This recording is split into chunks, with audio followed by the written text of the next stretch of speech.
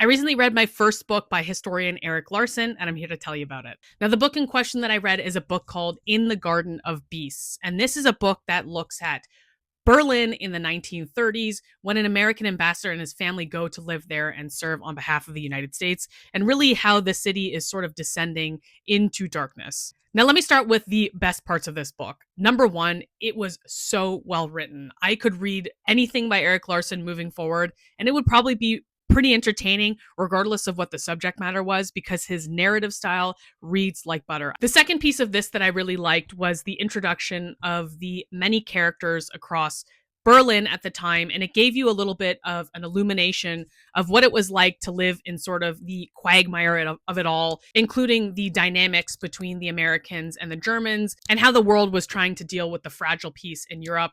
That part was really interesting. And I think if you're wanting to read a book about the early stages of Nazi power and Berlin, this will give you some insights. But I have to say, it's probably not the best example of delivering on this, and here's why. The American ambassador at the center of the story, William Dodd, is honestly a really boring character. In fact, I found his parts of the book even more boring than I should have, considering the fact that we're centered in a very tumultuous period of history, and something that I think a lot of people would be picking this book up for, to learn more about Berlin in the 1930s, the rise of the Nazis, what it felt like to be sort of in the heart of darkness.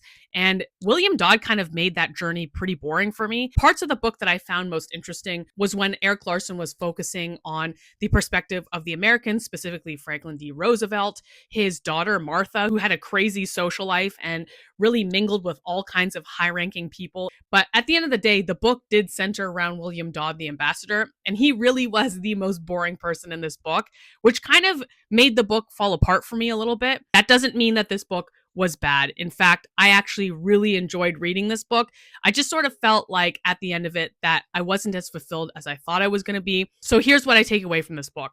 It's really well written, and it's really well written about a character that isn't that interesting to me, which means Erik Larson can take anything and make it interesting. So I'm certainly going to be picking up more books from him. I would recommend this to somebody as a broad starting point, but I would also recommend further reading, because I just think it was a little bit too broad with too many characters, and even the main through line with the story of William Dodd really wasn't interesting enough to sort of carry along the incredible backdrop of history that this book is set in.